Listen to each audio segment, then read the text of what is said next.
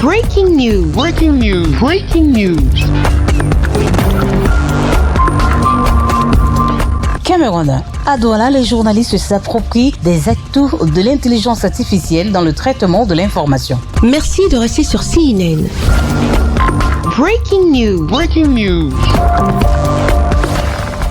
Dans le cadre des festivités marquant la 33e édition de la Journée mondiale de la liberté de la presse, ils sont plus d'une centaine de journalistes, hommes, femmes de médias, acteurs de la société civile, représentants des services déconcentrés de l'État, représentants diplomatiques à s'être réunis dans la ville de Douala ce 6 mai 2026 à l'occasion de la 8e édition du Forum pour la liberté de la presse et l'accès à l'information afin de passer en revue la thématique portant sur les défis de la presse libre, pilier de la démocratie à l'ère de l'intelligence artificielle. Une rencontre portée par des partenaires internationaux et l'ONG Un Monde à Venir, une organisation non gouvernementale qui travaille sur les questions de développement social et de participation citoyenne. La 8e édition du Forum national sur la liberté de presse et l'accès à l'information a inscrit sur la table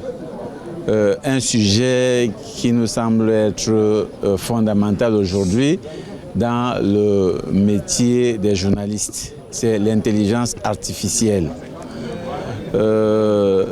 C'est un sujet au cœur du travail des journalistes, mais c'est aussi un sujet même au cœur de la construction de la démocratie, de la société aujourd'hui et de la liberté d'expression en général. Parce que l'intelligence artificielle est venue dans notre mode de vie aujourd'hui, dans notre environnement, avec la capacité de construire, mais aussi la capacité de détruire.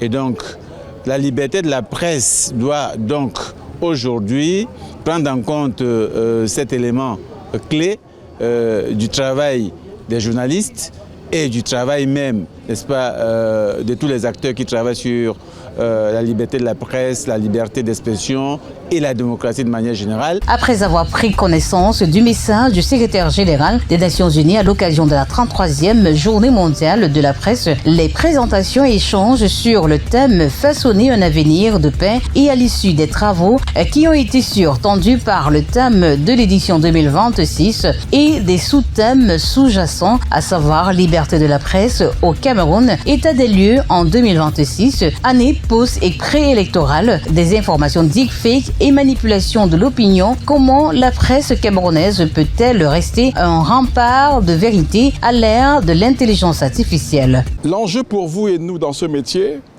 a été depuis très longtemps de produire du contenu. C'est-à-dire avoir une belle signature, avoir un nom. Quand on disait telle personne, on savait que c'est telle plume. Désormais, produire du contenu est devenu évident. Tout à l'heure, je vous en parlerai. Du contenu n'est plus un enjeu. On peut en produire à profusion.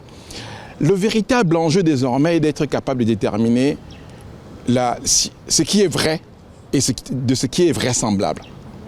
L'enjeu désormais, c'est de déterminer si ce que vous dites est sourcé, si ce que vous dites relève de ce qui a été vu, a été entendu, et dont vous êtes le véritable témoin. Donc l'IA désormais pose pour vous, pour nous, un enjeu qui est à la fois géopolitique, politique, démocratique et même narratif. À travers les révolutions issues des travaux, en groupe, les journalistes ont marqué leur engagement dans la lutte pour la promotion et la défense des droits et du droit d'accès à l'information publique en tout temps, mais aussi et surtout en période électorale. Ils ont également fait un plaidoyer pour la ratification de l'État camerounais de la Convention de Malabo sur la cybercriminalité, la protection des données personnelles, la mise en place des lois protégeant les droits d'auteur face à l'intelligence artificielle et bien d'autres. Merci d'être sur CNN, la télévision autrement. Les programmes se poursuivent. Retrouvez toute l'actualité afro-mondiale en ligne et en multidiffusion sur CNN, C-Web Info et plateformes digitales, Facebook, YouTube, Instagram et en simultané sur Radio Voltage 2.